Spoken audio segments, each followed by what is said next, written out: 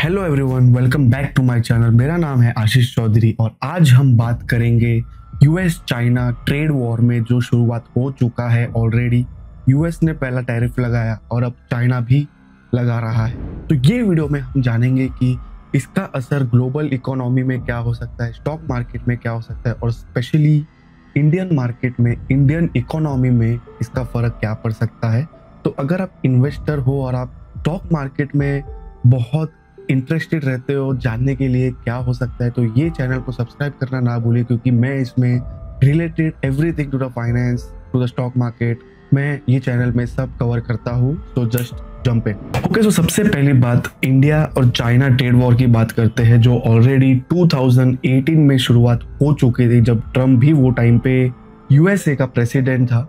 क्योंकि यूएस चाहती थी कि थोड़ा ट्रेड डेफिसिट कम हो जाए या फिर जो मैन्युफैक्चरिंग है वो बैक टू यूएसए पे चला जाए, जो कि नहीं हो पाया। बट वो टाइम पे भी यूएस ने टैरिफ्स लगाए थे चाइना पे, because of the Chinese good were booming all over the world and still now it's booming. तो वो टाइम पे भी चाइना ने रिटेलिएट किया था यूएसए को। तो फुल इकोनॉमिक बैटल हो चुका था वो टाइम भी, और वो टाइम का स्टॉक मार्केट भी आपको याद होगा तो एक complete sideways, complete dead stock market था। Not only ours but globally stock market was complete dead for 2-3 years until Covid. उसके बाद हमको रैली देखने को मिली और ये चीज़ वापस 2025 में शुरुआत हो चुकी है। यूएस ने टैरिफ्स लगाए, चाइना ने भी टैरिफ्स लगाए। ये चीज़ रिपीट हो रहा है 2018 में जो हुआ था। बट क्या ये ग्लोबली इफेक्ट कर सकता है और स्पेशली क्या ये इंडिया को इफेक्ट कर सकता है? तो चलिए जानते हैं। तो ये जानते हैं कि ये 2025 में क्यों हो रहा है।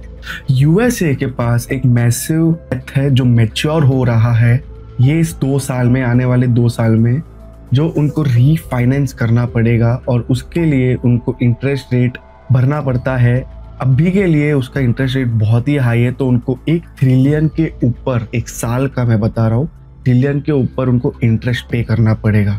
सो the massive debt is around 7 trillion which is the 1/3 of the US like total debt. तो उसी वजह से ये ट्रम्प का सम एक्सपर्ट और सम आर्टिकल जहाँ से मैंने उठाए हैं वहाँ से एक चीज़ क्लियर बता रही है कि ये ट्रम्प का स्ट्रेटजी हो सकता है कि slow down the economy of the US, lower the yield and pay the interest, like pay the lower interest than the expected one।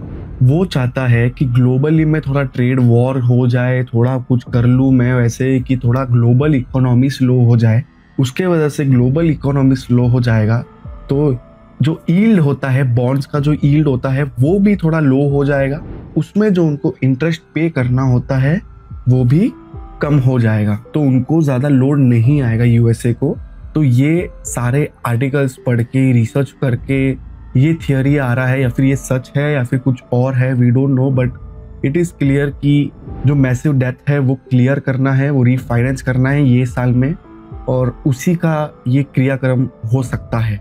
But एक चीज़ नेगेटिव और हो गई कि ये सारे चक्कर में जो ट्रम्प का स्ट्रैटेजी है, यूएस डेट क्लियर करना है, रीफाइनेंस करना है, इकोनॉमी स्लो करना है, लोअर यील्ड करना है, बॉन्ड्स का भाव बढ़ाना है, वो चक्कर में चाइना ने रिटेलिएट कर दिया।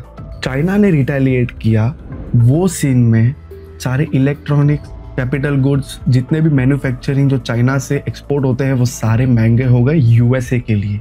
जो कि सबसे बड़ा ब्रांड दुनिया का वो है एप्पल, वो भी महंगा हो रहा है ये यूएस और चाइना ग्लोबल ट्रेड वॉर के वजह से। इसका असर हर जगह पे फील हो रहा है और इंडिया में भी इसका इकोनॉमी में फर्क दिख सकता है। तो जब यूएस और चाइना जैसे देशों में ट्रेड वॉर होता है तो वो सिर्फ उन दोनों को फर्क नहीं पड़ता है, सारी दुनिया में दिखने को आता है उसका असर, because they both are the super powers. अगर वो लोग खुद ही जो टैरिफ लगा देंगे, अगर कैपिटल का भाव ऊपर चला जाएगा, जो कैपिटल गुड्स होते हैं वो उसका भाव ऊपर चला जाएगा, तो this will lead to inflation and this will lead to global economic slow down.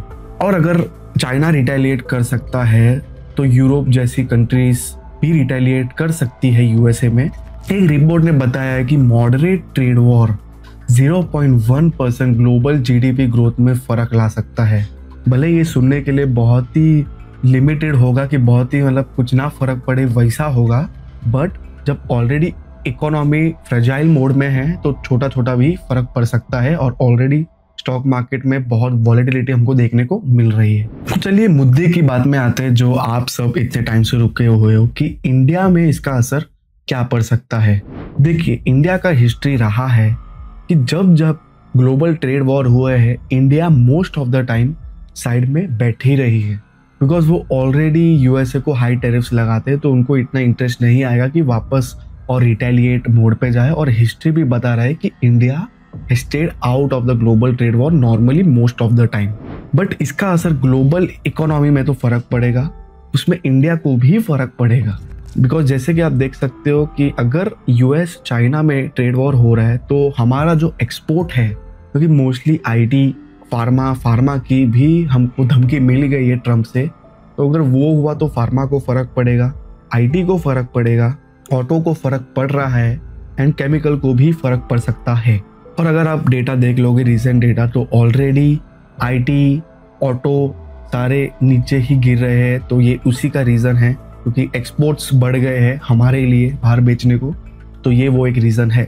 और अगर हम स्टॉक मार्केट साइड में देखा जाए तो निफ्टी 50 या फिर इंडियन स्टॉक मार्केट का bull run it's not coming any time soon. ये एक बैड न्यूज़ है। अगर जो लास्ट वीक के रैली में अगर बहुत लोगों ने बोला था कि बुल रन आ चुका है, बुल रन आ चुका है, नहीं आता ऐसा। Just go back to the history 2017, 2018, US China trade war, global economic fear, recession fear, most of the countries stock market were completely dead, were completely sideways, including India, because economy का फर्क पड़ जाता है। GDP growth थोड़ा cool down हो जाएगा, inflation थोड़ा बढ़ेगा।